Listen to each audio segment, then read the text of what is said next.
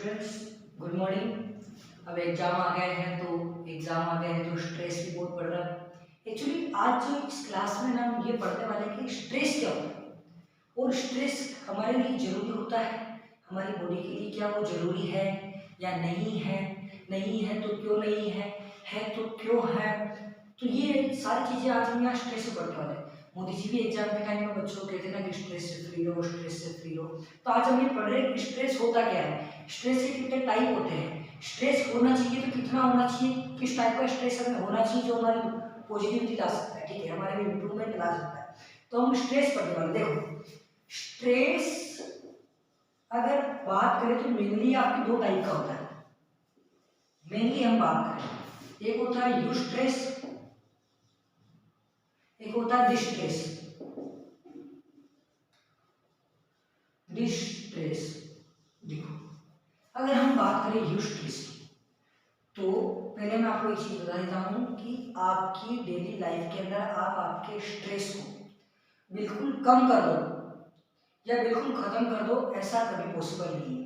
Stress आपको किसी ना किसी बात का हमेशा रहता है, हमेशा रहता है। लेकिन क्या स्ट्रेस जरूरी है क्या? देखो स्ट्रेस के हमने यहाँ दो टाइप पढ़े हैं, यू स्ट्रेस और डिस्ट्रेस। यू स्ट्रेस और डिस्ट्रेस, देखो ये यू स्ट्रेस होता है ना, ये यू स्ट्रेस हमारे लिए अच्छा है कि जब हम किसी चीज के बारे में सोचेंगे नहीं, किसी चीज की टेंशन ही नहीं लेंगे, तो हम वो चीज कभी कर नहीं पाएंगे। तो ये यू स्ट्रेस होता है ना, ये हमको चैलेंज कर, कोई भी चैलेंज हमारे लिए, कोई भी गोल है उसको अचीव करने के लिए, उसको एक्सेप्ट करने के लिए, कोई भी चैलेंज उसको एक्सेप्ट करने के लिए हमें प्रिपेयर करता है। ये वो वाला स्ट्रेस है जो कि पॉजिटिव होता है। क्या होता है? ये हमारे लिए पॉजिटिव होता है, क्योंकि ये हमें, अगर थोड़ी सी भी टेंशन आपको नहीं होगी तो आप नो टेंशन, कुछ भी फर्क नहीं पड़ता, कोई काम नहीं करोगे, आपको कुछ भी फर्क नहीं पड़ने वाला ना। आप गोल के लिए आपके सीरियस हो गए, आप आपके गोल के रिगार्डिंग भी कभी सीरियस नहीं होगे, किसी चैलेंज के रिगार्डिंग भी सीरियस नहीं होगे। तो ये जो स्ट्रेस होता है ना, ये आपके लिए पॉजिटिव है कि ये वाला स्ट्रेस आपके लिए, ये वाला स्ट्रेस आपको होना चाहिए। अगर ये नहीं होगा तो आप टेंशन ही नहीं लोगे, जब टेंशन नहीं लोगे आप कुछ कर ही नहीं पाओगे। तो ये यू स्ट्रेस होता है, ये अच्छा स्ट्रेस है, ये हमें प्रिपेयर करता है हमारे चैलेंजेस को एक्सेप्ट करने के लिए, हमारी लाइफ में जो भी गोल्स है उनको अचीव करने के लिए। ये जो स्ट्रेस है ये होना चाहिए हमारी डेली लाइफ में, ये वाला स्ट्रेस होना चाहिए ताकि हम हमारे करियर के रिगार्डिंग थोड़ा टेंशन में रहे और कुछ करें, करते रहें। ये हमें कुछ करने की प्रेरणा देता है, प्रिपेयर करेगा ये, ठीक है। दूसरी बात, जो स्ट्रेस नहीं होना चाहिए वो ये है डिस्ट्रेस। नाम से नेगेटिव है डिस्ट्रेस, ये वाला स्ट्रेस हमें नहीं होना चाहिए। अब ये स्ट्रेस कब होता है? देखो मेनली अगर हम बात करें, इस तरह के स्ट्रेस हमारी लाइफ में जब अचानक से कोई प्रॉब्लम आ जाती है, इमीडिएटली कोई प्रॉब्लम आ जाए, उन प्रॉब्लम के टाइम में ये स्ट्रेस बहुत ज़्यादा हावी हो जाता है हम पर, ठीक है, बहुत ज़्यादा हावी हो जाता है। तो ये इस तरह का स्ट्रेस हमें नहीं होना चाहिए। देखो जैसे कि अचानक हमारे पीछे कोई कुत्ता हो गया है या कुछ भी हो गया है जिससे हमारे रोंगटे खड़े हो गए, सारी चीजें एक साथ हो गई, तो वो वाला जो स्ट्रेस होता है ना, वो डिस्ट्रेस होता है। और ये स्ट्रेस के भी हमारी बॉडी पे काम करने के कई स्टेप्स होते हैं, मतलब ये कई तरीकों से हमारी बॉडी पे काम करता है। जो आपका डिस्ट्रेस होता है ना, ये कई तरीकों से हमारी बॉडी पे वर्क करता है। जैसे कि अगर हम इसकी स्टेजेस की बात करें तो पहली होती है फाइट, फाइट और फ्लाइट रेस्पॉन्स, कि अगर आपको इस तरह का स्ट्रेस हो रहा है तो आप पे सबसे पहले आपके साथ क्या होगा? देखो फाइट और फ्लाइट रेस्पॉन्स। दूसरा होगा रेजिस्टेंस रिएक्शन, भी हम देखते हैं क्या होता है।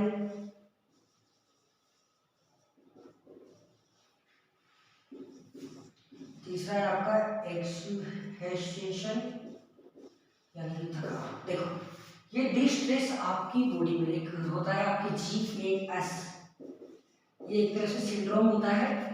इस स्ट्रेस की वजह से आपकी बॉडी में जो बदलाव आ रहे हैं, जो फिजिकली जो बदलाव आ रहे हैं ना, उसको हम GAS बोलते हैं, ठीक है। दूसरी बात यूँ है कि ये कितने स्टेजेस में होता है, मतलब ये वाला तो था कि ये होना चाहिए, इसका कोई टेंशन नहीं, ये परमानेंट आप लेता है कि यार करियर की टेंशन है, कुछ करना है, हम बराबर पोस्ट लेते रहेंगे, तो वो ये वाला स्ट्रेस की ऐसी कोई मेनली स्टेप्स नहीं होती।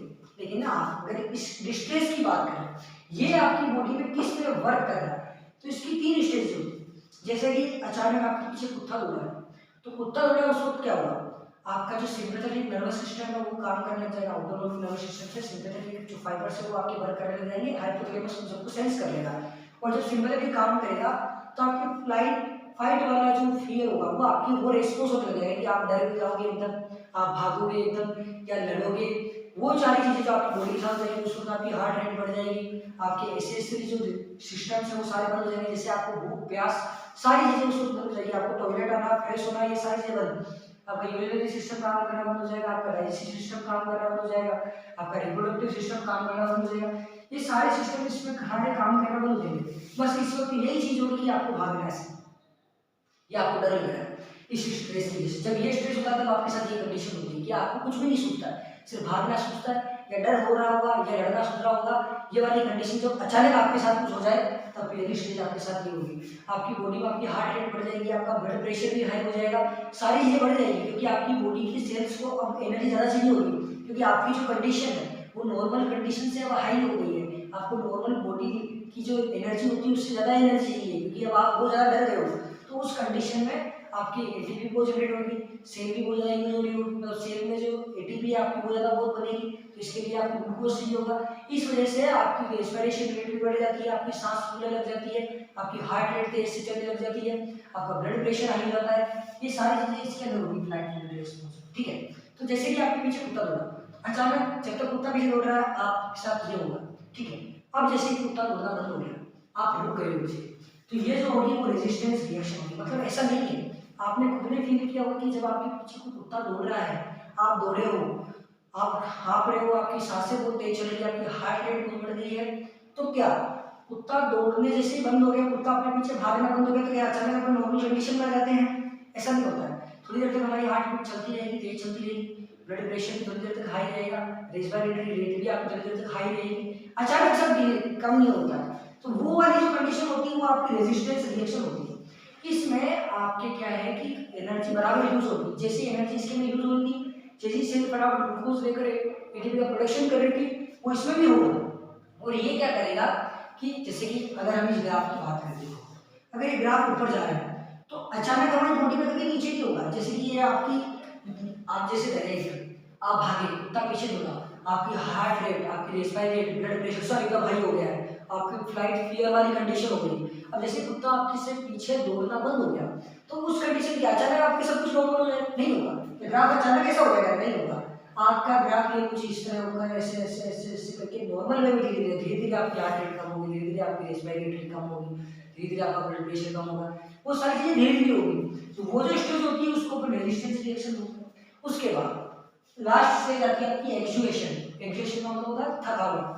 अब आप थक जाओगे, क्योंकि आपने हमेशा फील किया होगा कि आप जब किसी चीज से डर के भागते हो तो थोड़ी देर आप रिलैक्स लोगे, उसके बाद आप थक जाते हो, क्योंकि आपके एनर्जी जो प्रोडक्शन था ना वो बंद हो गया, सॉरी आपका एनर्जी प्रोडक्शन है वो कम हो गया, बिल्कुल कम हो गया, नॉर्मल लेवल से कम हो गया। इस वक्त आप थक चुके हो, आपकी सेल्स सब थक चुकी है, आप बैठ आराम से आराम करोगे, बैठ जाओगे आप। तो वो जो कंडीशन होती है वो आपकी ये वाली कंडीशन होती है। तो जो आपका स्ट्रेस होता है, ये दो टाइप का होता है, हमने पढ़ लिया। ये स्ट्रेस आपके लिए जरूरी है, अगर ये स्ट्रेस ही नहीं होगा तो आप लाइफ में कुछ करोगे नहीं। लेकिन ये वाला स्ट्रेस नहीं होना चाहिए। और ये वाला स्ट्रेस कब होता है? जब अचानक इमीडिएट कोई कंडीशन आ जाए, इमरजेंसी कंडीशन आ जाए जो आपको डरा दे, ठीक है, या आपको लड़ने के लिए कर दे, या आपको भागने की कंडीशन पे ले आए, तो वो सारी चीजें आपकी कौन सी होगी? डिस्ट्रेस वाली होगी, जिसमें ये सारी चीजें होगी। ये आपका स्ट्रेस हो गया। स्ट्रेस के दो टाइप हो गए, ये चीजें। तो एग्जाम आ गए हैं, स्ट्रेस सही में नहीं देना चाहिए। स्ट्रेस आपने सिर्फ ये वाला स्ट्रेस होना चाहिए, ये वाला स्ट्रेस नहीं होना चाहिए। नॉर्मली जो बच्चों के हैं वो ये वाला स्ट्रेस होता है जिसकी ये कंडीशन बहुत रहती है, वो हमेशा ही हाँफते रहते हैं, हमेशा भागते रहते हैं। लेकिन ऐसा नहीं होना चाहिए। देखो, स्ट्रेस उतना ही होना चाहिए जितना हमारे लक्ष्य के लिए जरूरी है कि हम उतनी टेंशन ले लें जिससे हम हमारे गोल को अचीव कर लें, उतनी टेंशन जो हमारे दिमाग को चलने दे। इतनी टेंशन मत लो, इतना स्ट्रेस मत लो कि आपके दिमाग काम करना ही बंद हो जाए और आप हमेशा फ्लाइट गियर वाली कंडीशन में भागते रहे। ऐसा कभी नहीं होना चाहिए। हमेशा स्ट्रेस रखो, स्ट्रेस होना चाहिए। हमारी लाइफ में स्ट्रेस नहीं होगा तो हम किसी चीज के लिए सीरियस नहीं होंगे, लेकिन उतना ही हो जितना हमारे गोल को अचीव करने के लिए वो उतनी इतनी हेल्प कर दे, हमारी उतनी हेल्प कर दे कि चलो ठीक है, हम इतनी टेंशन ले, हमारे करियर की इतनी टेंशन ले, हमारे मम्मी पापा का सोच कर इतनी टेंशन ले कि हम वो चीज़ कर ले। लेकिन जरूरत से ज़्यादा किसी चीज़ को नहीं सोचना, जरूरत से ज़्यादा अपने तनाव को इतना नहीं बढ़ाना कि आप कुछ कर ही नहीं पाए।